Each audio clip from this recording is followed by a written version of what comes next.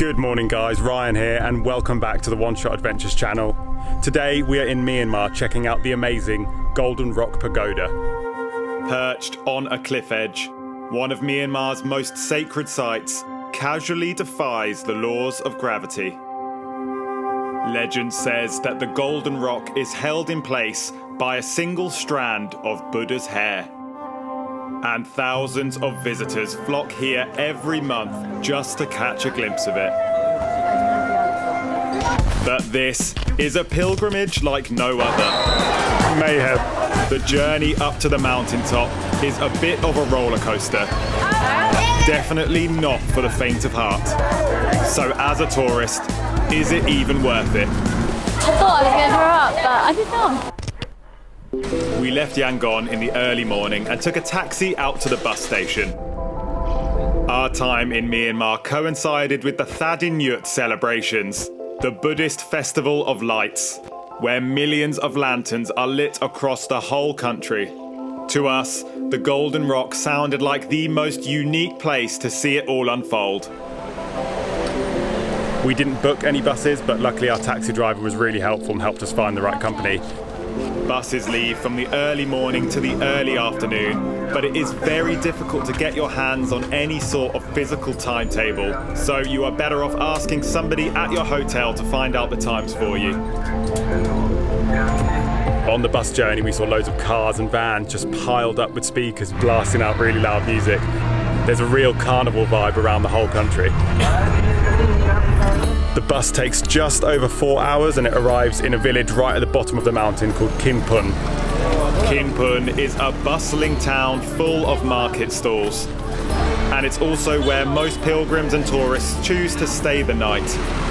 But we had a different idea. A hazardous mountain road separates the town from the Golden Rock, so you need to jump onto a special kind of truck to make the trip. But when I say truck, it's more like a 45-minute roller coaster ride. They do not mess around here. You're going to get packed into a truck with about 50 other people and their luggage.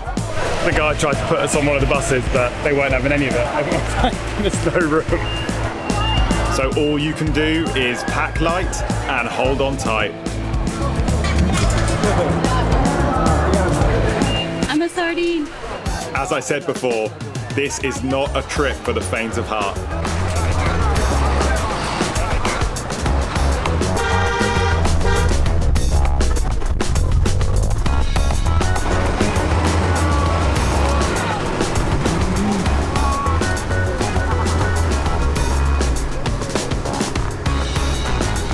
Twists, turns, and plenty of bumps later, we made it to the summit.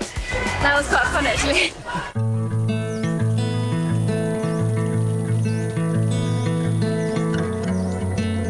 There are loads of accommodation options in Kinpun at the bottom of the mountain, but if you want to see the Golden Rock at sunset, the last bus down leaves at 6 p.m.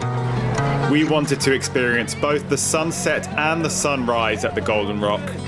So rather than booking accommodation in Kinpun, we decided to stay in a hotel on the mountaintop. It is pretty expensive, especially considering how little you pay for accommodation in Myanmar in general, but you're paying for the convenience, and the room we got is actually really, really nice. So this is how close our hotel is to the rock. I'm standing on the roof of it right now. And just over here, that's the Golden Rock. Your second option is that you can actually camp at the Golden Rock for free, which seems like an amazing experience, but it does get very, very cold up here at night, so it's up to you.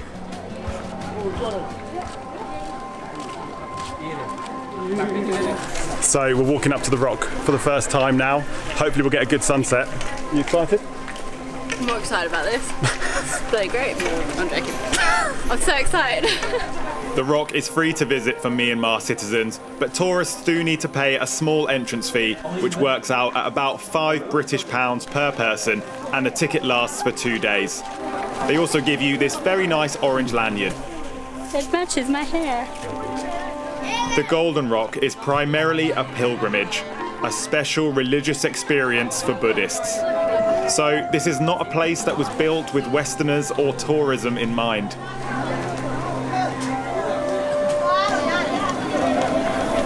No shoes from this point.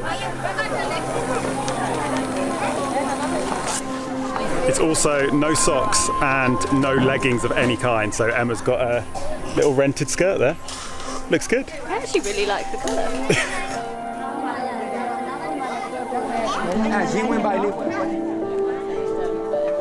Being festival time, it was very, very busy here.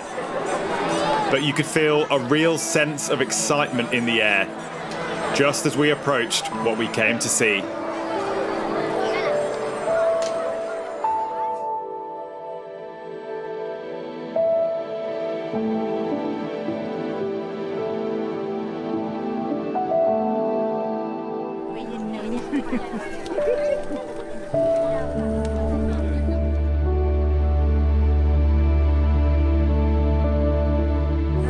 So there's a section just up here that you can walk onto and stick some gold leaf onto the rock.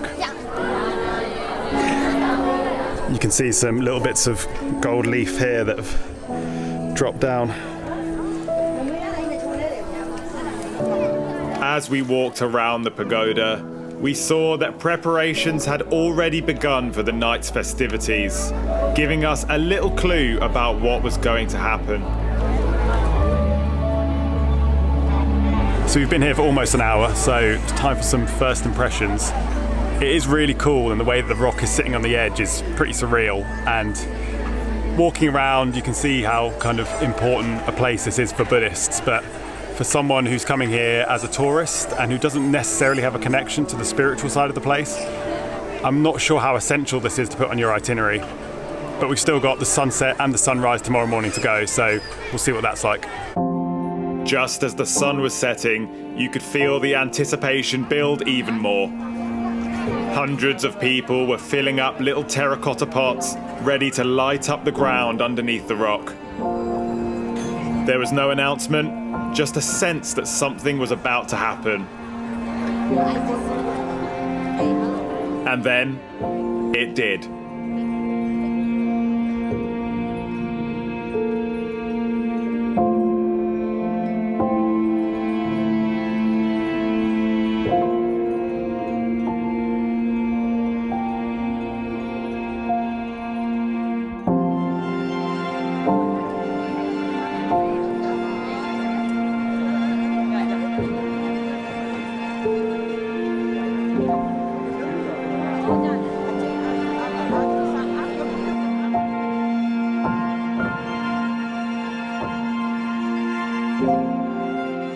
I've got to say, that sunset followed by all the lanterns being lit was absolutely amazing. It was actually pretty magical being up there when it was all going on.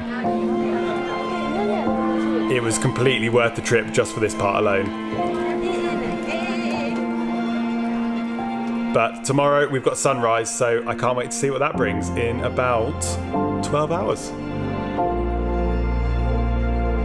You wouldn't have guessed that we had woken up at 5 a.m. The complex was just as busy as we left it the night before.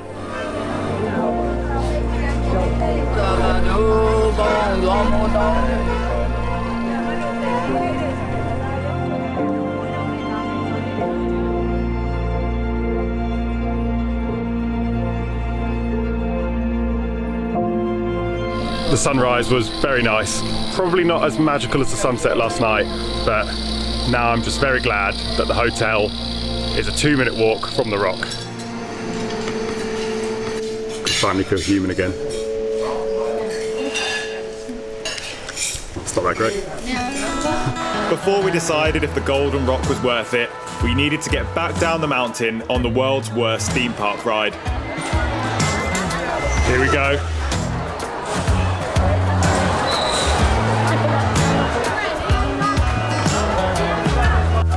Mayhem.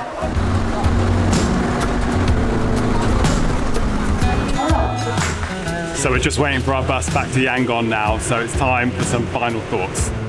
Our time at the Golden Rock was magical, and seeing all of the lanterns light up all the smoke in the air was a really special experience. but without the festivities and just judging it as a monument, I'm not sure if this would be worth the trip. The rock itself is very beautiful and extremely unique, but I think after about an hour of walking around, you're pretty much done. But as far as the Full Moon Festival goes, I couldn't recommend a more unique and special way to immerse yourself in a rich culture. Myanmar at its very, very best. Thank you so much for watching, and my comment of the week goes to my good friends Wayne and April at Go Travel on the Cheap. Make sure you check out their channel, like this video, and I'll see you next time.